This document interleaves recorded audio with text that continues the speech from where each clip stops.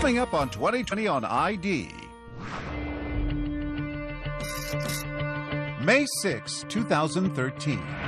And the gritty heartland city of Cleveland is about to witness a miracle. Help me, I'm Amanda Berry. I've been kidnapped and I've been missing for 10 years and I'm here, I'm free now. Amanda Berry, abducted just a day before her 17th birthday. But she'd not escaped alone. 2 other young women found that day. Gina Jesus returns here. She is indeed home. Gina DeJesus, kidnapped at the age of 14, and Michelle Knight, never even known to be missing. The man police arrested who owns the home is... Their abductor, a deranged school bus driver named Ariel Castro. But through the years of their captivity, they held on to one conviction, that their families would never give up on them. 10 years later, that faith brought them home.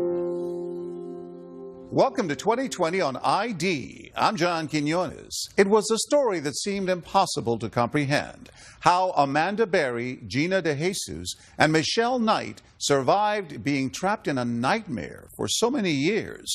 Then, in 2015, Amanda and Gina finally told their story in a book and shared their experiences, from capture to imprisonment to the moment they knew freedom was finally in their grasp, with Robin Roberts. And the message they sent was loud and clear. The story in their book begins this way. Now we want the world to know. We survived. We love life. We were stronger than Ariel Castro. You're about to go on an amazing journey of resilience, celebration, and faith. Until tonight, it's been a mystery what really went on in that house for an unimaginable 10 years. But for the first time right here, you're going to hear that incredible story. Amanda Berry and Gina DeJesus share it in their new book, Hope, a memoir of survival in Cleveland. And they prove that out of the darkest depths of humanity, a light still shines. It was pretty cool. Amanda Berry, now 29, is tiny, just over 5 feet tall, but inside, a tower of strength. Tell me what you were like when you were 13. What kind of teenager were you then? I was pretty much a homebody. I stayed home a lot, did my schoolwork. What did you want to be when you grew up? I was into fashion. Like, when I was in school, the shoes had to match the shirt and the shoelaces had to match the outfit, She was raised by her mother and older sister in a working-class neighborhood on the city's west side. The tiny girl had big dreams of being the first in her family to go to college. We was a very close family. It was me, my mom, my sister, and my 2 daughters. We did everything together. There was not a time that she didn't call and let us know where she was. It is April 21st, 2003, the day before her 17th birthday, and Amanda is on her way to work at Burger King. How did that day begin? Well, my mom gave me a kiss and just told me have a good day. And I got up, got ready for work. I almost called off for work that day because the next day was my birthday. What if I would have called off that day? That question would haunt her in years to come. But this day begins like any other, until the moment when an SUV starts to follow her down the street. And he asked, "Do you need a ride home?" And I said yes. The man inside is the father of her friend, Angie Castro, from middle school. So did that make you feel a little relieved? It did, yeah. It's a friend's dad. He's like, "Well, she's at my house. Would you like to go see her?" I said, "Yeah, sure. I haven't seen her in a while." They drove down this quiet street, Seymour Avenue, and pull up in front of a white 2-storied house. And what happened when you went into the house? Well, he said, "Oh, well, the bedroom door's closed. I think maybe she's taking a bath." So he said, "Well, just wait." So he started showing me around the house. And I never got back out. Moments after stepping through the door, Amanda knows she is in trouble. Castro takes her upstairs and shows her something strange, a mystery woman sleeping in a bedroom in front of a television set. When I seen her, it was like a little peephole that the doorknob was supposed to go in. So that's all I saw. She would later learn that woman, 22-year-old Michelle Knight, in Castro's prison for almost a year. And what did he tell you? That was his roommate. Her memories of what happened next are still raw. When he took me to the next bedroom, and it was just really dark in there, and he didn't turn on the lights. And there was a little room off of the bigger bedroom, kind of a big closet. And he took me in there, and he told me to pull down my pants. And from there I knew, like, this was not gonna be good.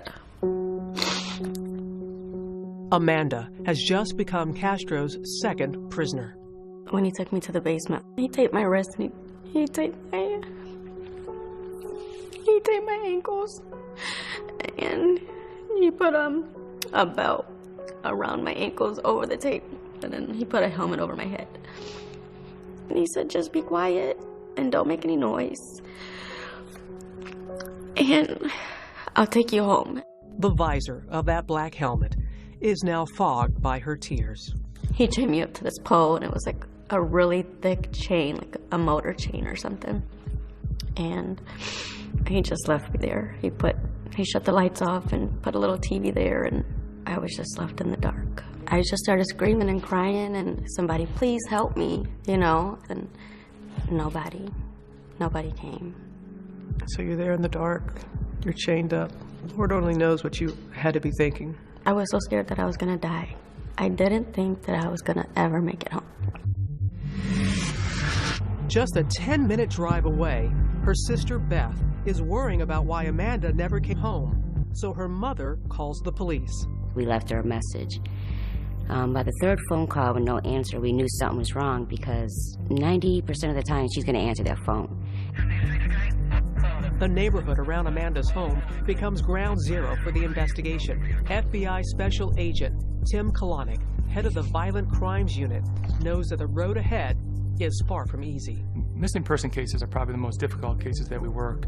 And the reason is because it really is the needle in a haystack. You're looking for that piece of evidence. You know, some unusual person walking down the street, an unusual vehicle. Amanda was last seen leaving work at this Burger King on Lorraine Avenue. All across the city, the news of her abduction makes headlines as the search for the missing teenager begins. Her sister is posting Amanda's picture. She hopes for the best. And in that White House on Seymour Avenue, Amanda is watching her mother, her sister, her own story slowly unfold in the bitter grays of a tiny black and white TV. Keep her going on the news media, any flyers I can do.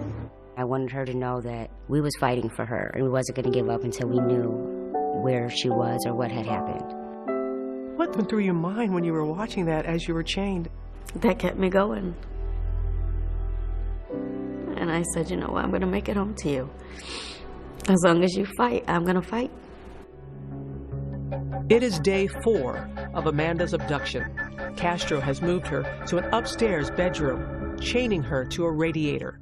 The hours are crawling by. The loneliness, the isolation, Amanda, that you must have felt. How did you deal with that? Well, the first week I was there, it was really tough. So I asked for maybe a coloring book and something I can write in a journal or something. The first thing he gives her is a diary with a tiny lock and key. Her first entry, written by the flickering light of the television. I just can't wait to go home. I'm 17 now, but don't have a life. But he told me I'm young and I will go home before summer, another 2 months. It would be 10 years before she would return home. When we come back, Amanda's private diary, her secret code to trap him, next.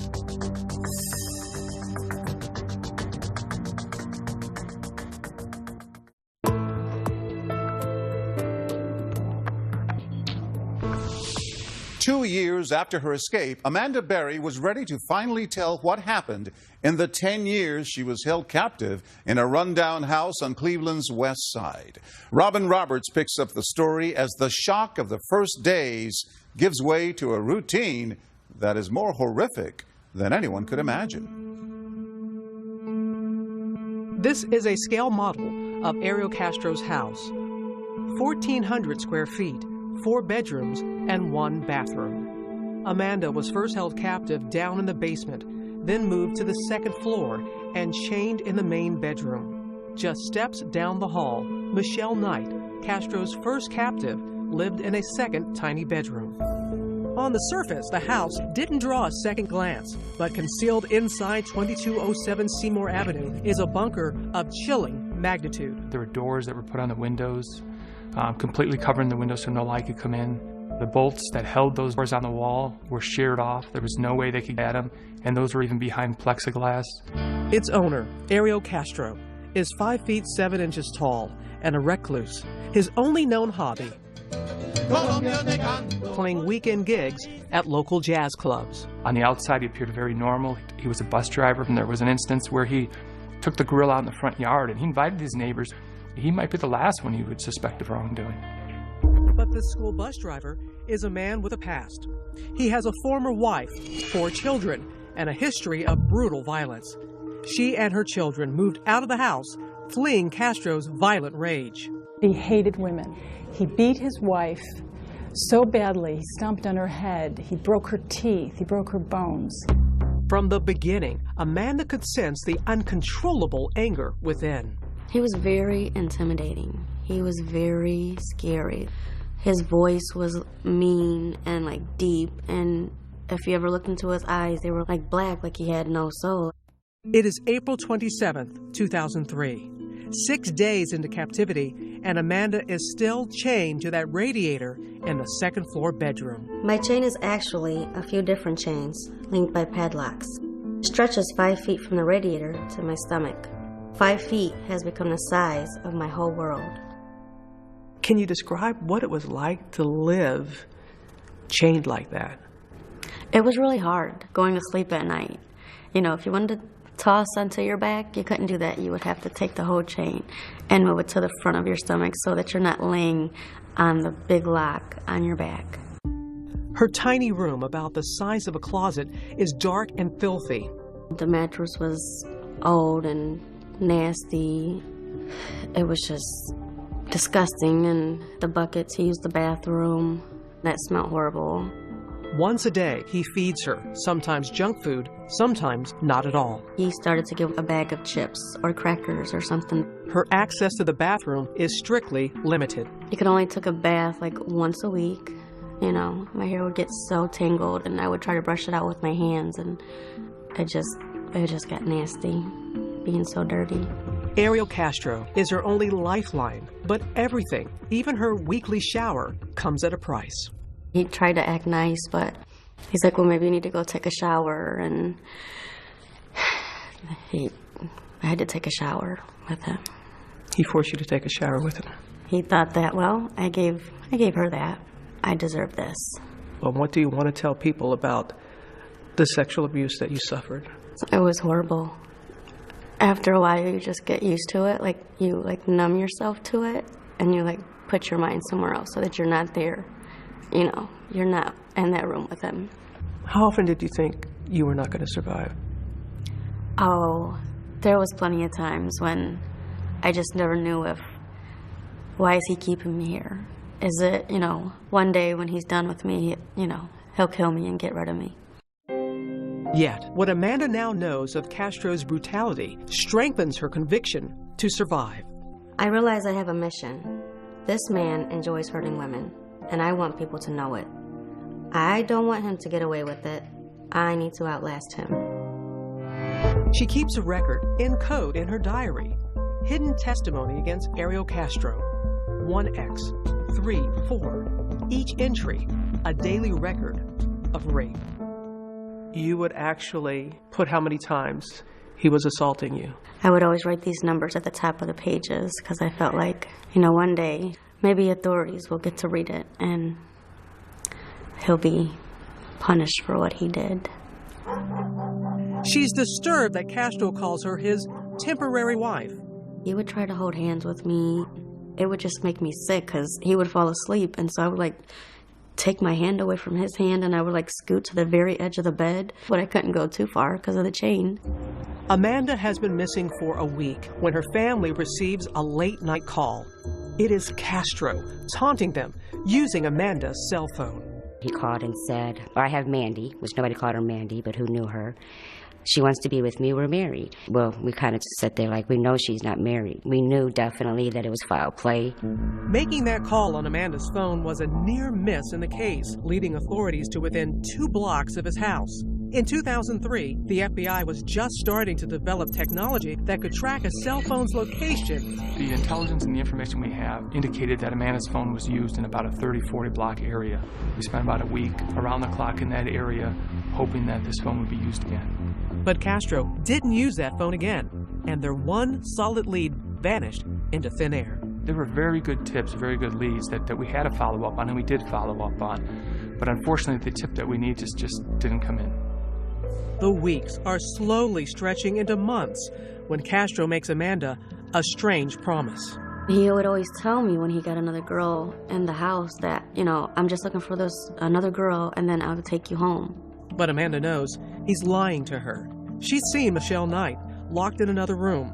Though they've never spoken, she knows Michelle is a prisoner too. It was scary because I didn't know if one day we were going to be murdered, when he felt like he was done or he wanted more girls in the house. Like, what was he going to do to us? As the months pass by, Amanda's mother is fighting to hold on to hope. Her daughter's room unchanged since her disappearance. Amanda's Christmas presents still unopened. 4 miles away, in the freezing cold of her room, Amanda fills the empty hours by writing in a diary, hundreds of pages, in notebooks, on napkins, and even on fast food bags. So you get a bag like this, you'd bring back something home, what would you do with it? You would just sew all the way around. There we go. Voila. There's your paper. How many days could you get into this? Oh, that could last a good week if you needed it to. Amanda has been a prisoner for almost a year when Castro goes on the prowl again, hunting just 5 blocks away from the street where he kidnapped Amanda. On this day, the young girl who catches his eye is 14. Her name, Gina DeJesus, and she's one of his daughter's closest friends. He pulls over to me, and then I got in the car, and then he would say he's going to turn around, but he never turned around. Gina DeJesus is about to become Castro's 3rd victim. Stay with us.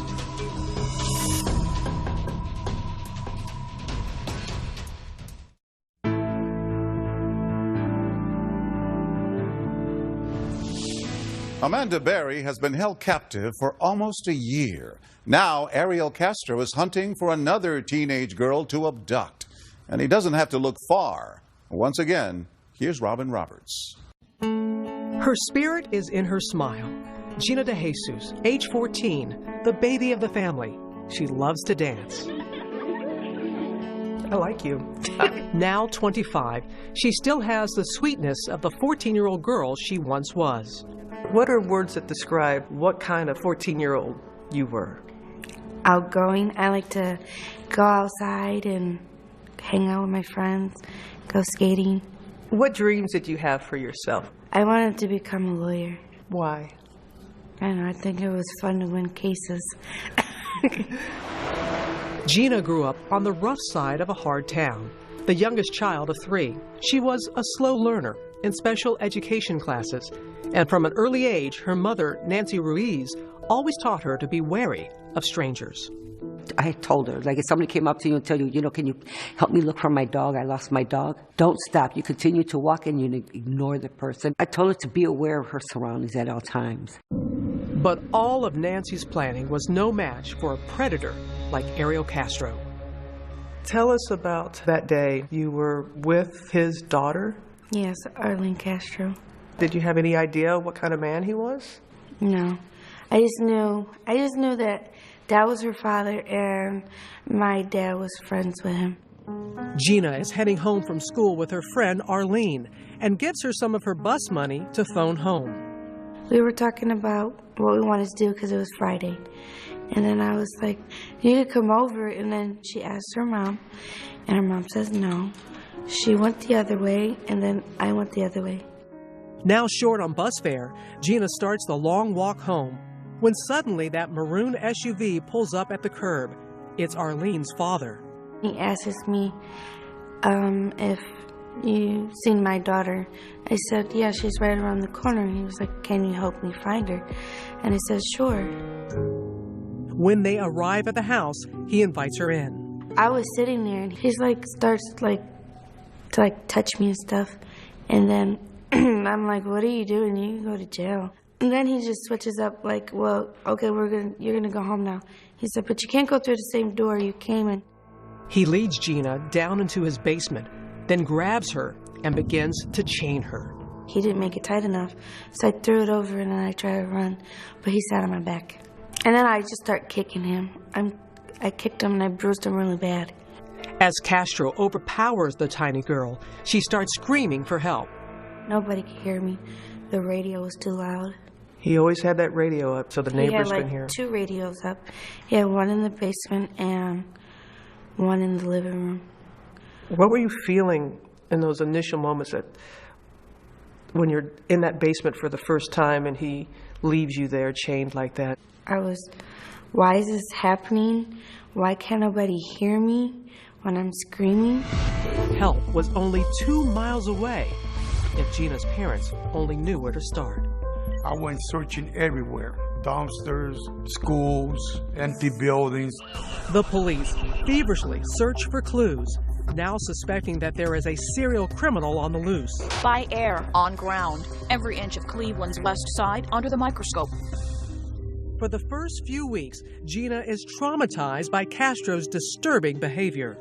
He would take my hair and like put it in his mouth. I don't know why he did it, but it was gross. When was the first time that he took advantage of you? May 7th. She still remembers the exact date, but it's still too painful to say more. What are you comfortable in sharing and telling us about that? I'm not comfortable.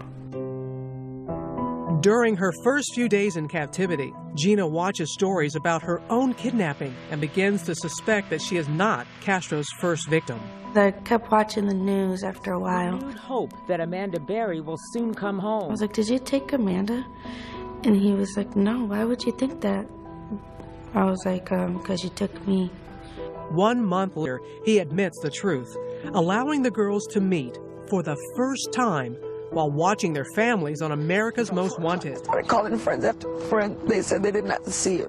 So what was your initial feeling that, oh my goodness, there's 2 others, that I'm not the only one in here? He's got 3 of us. There's something wrong with this man. With 3 women now imprisoned in the house, each in separate rooms, Castro seemed to be creating a strange polygamous version of his ideal family. What was the relationship like with you and him? I couldn't stand him, but I couldn't like show it all the time. I had to act like I liked him, and we were friends, but I really didn't like him. He deluded himself into thinking that he was leading a normal life with these women. He was providing for them. They had a little family, which is crazy, but that's the way he thought. At first, Gina is Castro's new favorite. He seems to treat me better than the other girls. I have the nicer room. He lets me eat first. I wonder if he's kinder to me because I'm the new girl. And I wonder what happens when I'm not new anymore. As the new girl, Gina learns about Castro's rigid house rules, granting them freedom from their chains only to clean the house. We had to make toothpaste last for like 5 months. We had to use like a tiny drop of dish soap to wash like a full sink of dishes. We had to put the pan in the center on the stove. Like it couldn't be a little to the left, a little to the right. Castro used this calculated deprivation to drive the girls apart. When you have very little, you can become jealous. Yeah. What were you jealous of? It could be from getting more food, less food, different clothes. I mean, it was just simple things. But when you don't have anything, you're like, well, why don't I have that? I want that.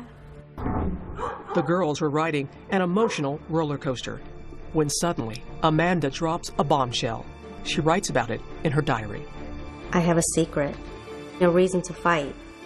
I think I'm pregnant. When we come back.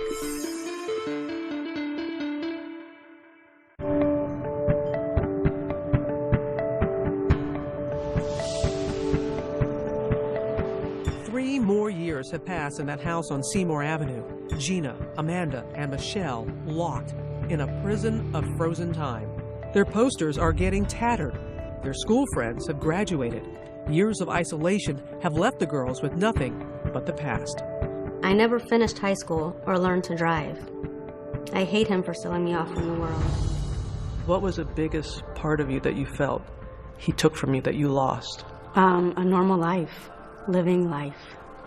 As a normal teenage girl, having birthdays or going to a prom, having the fun times as just a regular teenager. Still, they hold fast to the memories of their family's love. Ironically, Castro gives the girls this stencil. They trace the word hope to ward off despair. I got that when he went to the yard sale. I thought it was so random.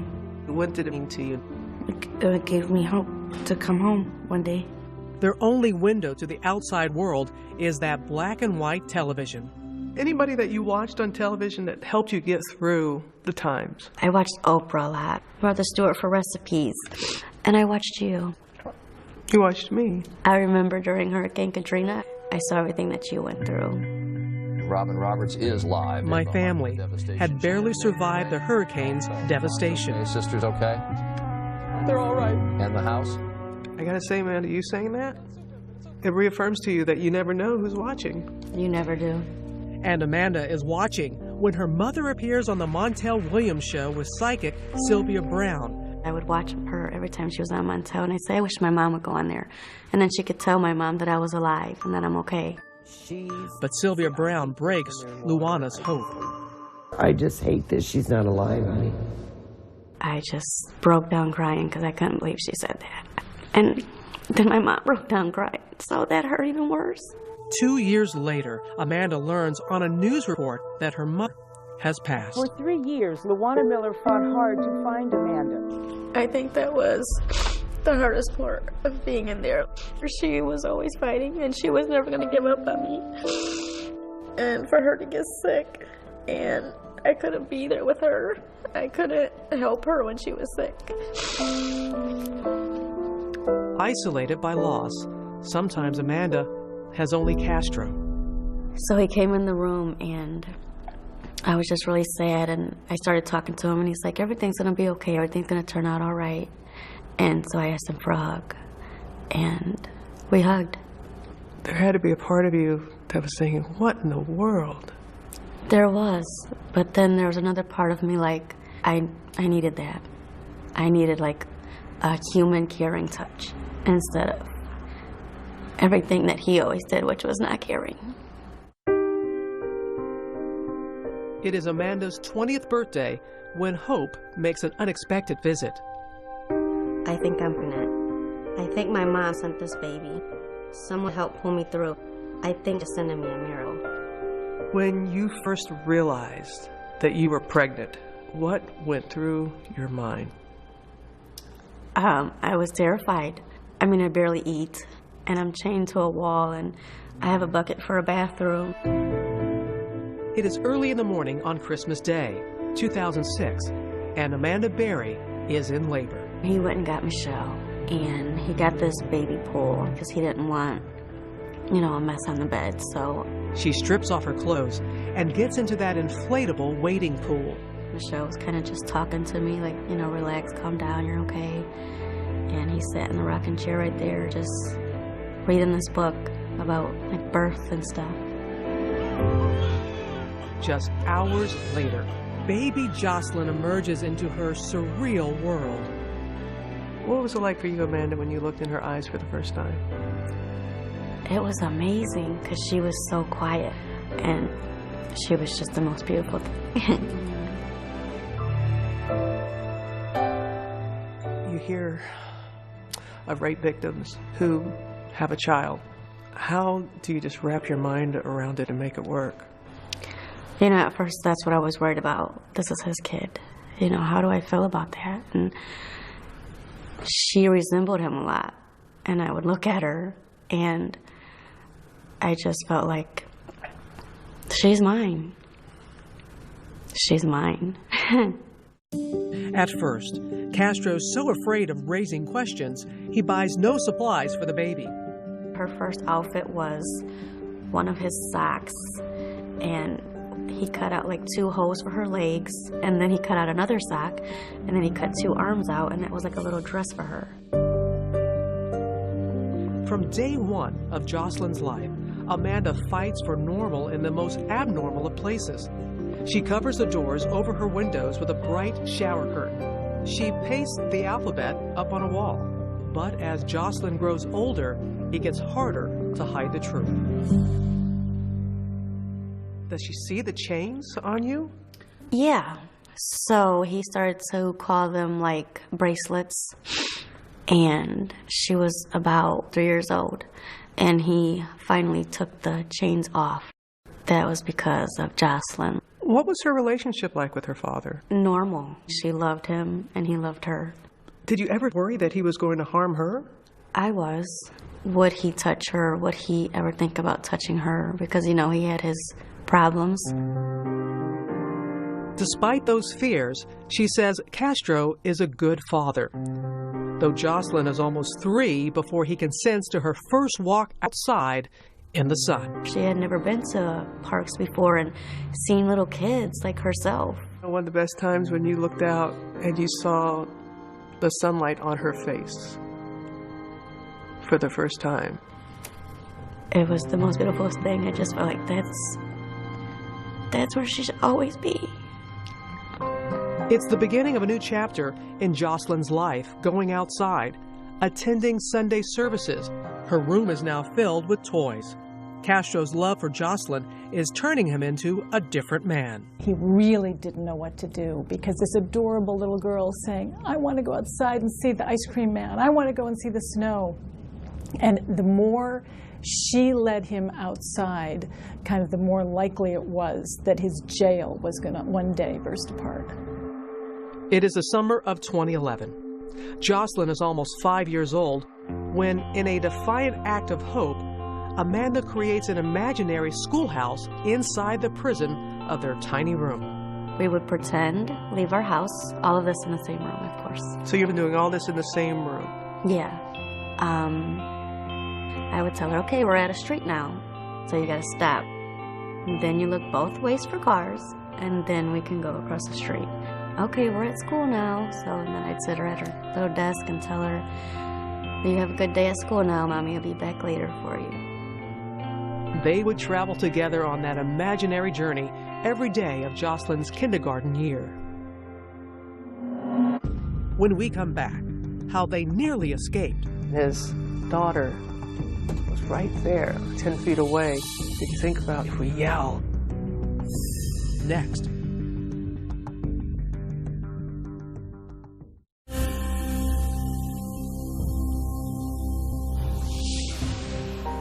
Though the house was a fortress and the girls, for years, locked and chained, the question that many may ask is, why didn't they run? I thought about putting rat poison in his beans and then spraying like pine sol in his eyes, but he was always a step ahead of what I was doing. Both girls admit there were opportunities that slipped away.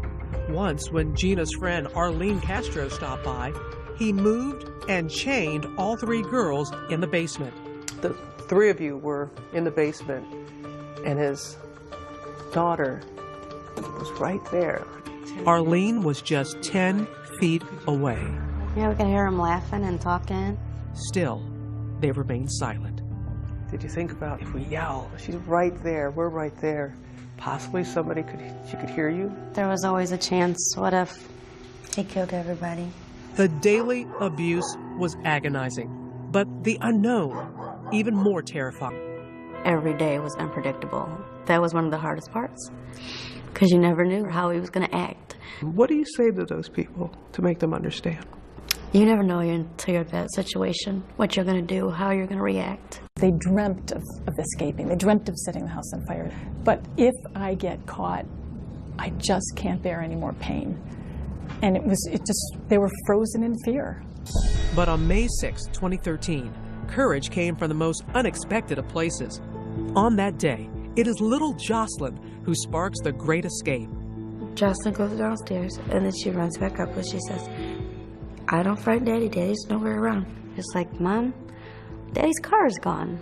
My heart immediately started pounding because I'm like, should I chance it? If I'm going to do it, I need to do it now. Amazingly, she finds her bedroom door unlocked. This is the one time that your room was not locked. Never before in 10 years has that happened. She races downstairs. The front door is open, but beyond it, a second door padlocked shut. Still, Amanda manages to squeeze out an arm. So I'm just like waving my arm and I'm like, somebody please, please help me. I'm Amanda Berry, please. She's too afraid to go back for Gina and Michelle. I turned to Michelle, I'm like, we could run. But then once Michelle gets pumped, I talked her out of it. Why'd you talk her out of it? I thought that Amanda got caught. Outside, a neighbor sees Amanda, but is afraid to intervene. After I got to that door and the guy didn't help me, I was like, he's gonna come home and this is just gonna be the end. That's when Charles Ramsey shows up. I see this girl going nuts, trying to get out of her house. I go on the porch and she says, help me get out. I've been in here a long time. He kind of like started like trying to pull on the door, but he couldn't get it open either. And so he like kind of kicks it and he's like, there you go, finish kicking it out and you can get out. With reckless courage, Amanda kicks her way to freedom and emerges, clinging to her terrified daughter. This is a cell phone image of that moment of freedom. And she comes out with the little girl and she says, call 911. My name is Amanda Berry. Help me, I'm Amanda Berry. I've been kidnapped and I've been missing for 10 years and I'm here, I'm free now. Were you still frightened that he may show up at any time? I was terrified. And just because there's people on the street doesn't mean that he wouldn't hurt me. Why, after all this time, do you think he left that door open? I still don't know why he left that day with the door unlocked. I will never know. Within minutes, the police start flooding the street. It was so unreal because the cops just kept coming. My partner immediately asked her, is there anybody else inside? And she said, yes, Gina DeJesus and another girl.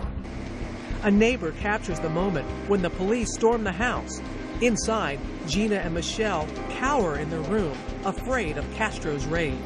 And I'm like, oh, we're next. He's coming for us, so close the door. They yell police, and then Michelle swings the door open and just runs out there and hugs him. She jumped onto me. She's like, you saved us, you saved us. And I'm holding on to her so tight. In tears, Officer Anthony Espada looks up and sees Gina, unrecognizable after losing 30 pounds. I just look at her and I asked her, what's your name? She said, my name is Georgina DeJesus. We found them. We found them. Lost and finally found, the flashing lights blind their eyes accustomed only to darkness. Once I saw that, I'm like, this is it. I think we're free now. Delivered at last from the shadows, their families wait with open arms. Oh my God, she is so skinny, but she was still beautiful. She had the biggest smile that she always had. It was like a dream. I needed somebody to wake me up. Thank you, Lord. You brought my baby back home. For Amanda, Gina, and Michelle, the endless nights of terror have finally come to an end. August 1st, 2013, Ariel Castro pleads guilty to 937 counts of kidnapping and rape. His sentence, life plus 1,000 years. But can Gina and Amanda forgive the man who stole their lives away? I think you have to forgive in order to move on with your life. Can you forgive him? I thought about that a lot. And in this situation, I feel like, no, I could never forgive him. I mean, he took my mom from me. I'll never get to see her again. Just weeks into his sentence, Castro hanged himself. I wish he would have not killed himself because I wanted him to suffer like we did. I think he took the easy way out. The house on Seymour Avenue has been demolished, torn down by the state to prevent it from becoming a morbid curiosity. It took less than 1 hour to erase a 10-year-old nightmare. You cried. I think it was like tears of happiness. Everything bad that happened in that house, now it's gone. One hopeful item from those dark years, a thank you note, now seems prophetic. So like one day I was going to get home and they were going to read this. Thank you for not giving up on me. And it's because of your help that you're reading this, because that means I'm home. I think this is in part what brought you home. To Amanda Berry, Gina DeJesus, and Michelle Knight, 3 extraordinary women. And what about Michelle Knight, the third woman imprisoned in that house? We don't really keep in touch, but I just wish her the best. For Amanda and Gina, survival has sweetened the taste of freedom. And how's your life now? It's great. I can walk outside when I want. I can take my daughter to school. I can go to my friend's house. I can eat what I want. I'm going to school now. Have you learned how to drive yet? Yes, I have my license. I hope my daughter, she does good in school, and we just have a bright future and see what comes. With the past now behind them, one last note. To the thousands of missing children out there, watching, searching, as Gina and Amanda did, for light in the darkness. And you don't know who's watching you right now when we air this. What do you say to that person who's watching you right now? Amanda looks straight into the camera with this message of hope. Never give up, because you will make it. Your family, your friends will not give up, so you don't give up.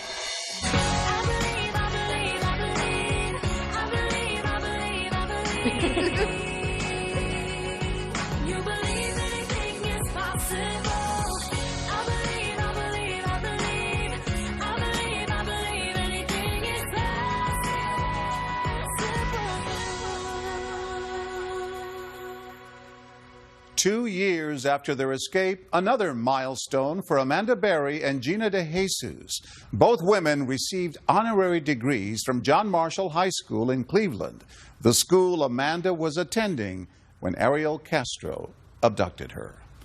I'm John Quinones. Please join us next time for another edition of 2020 on ID.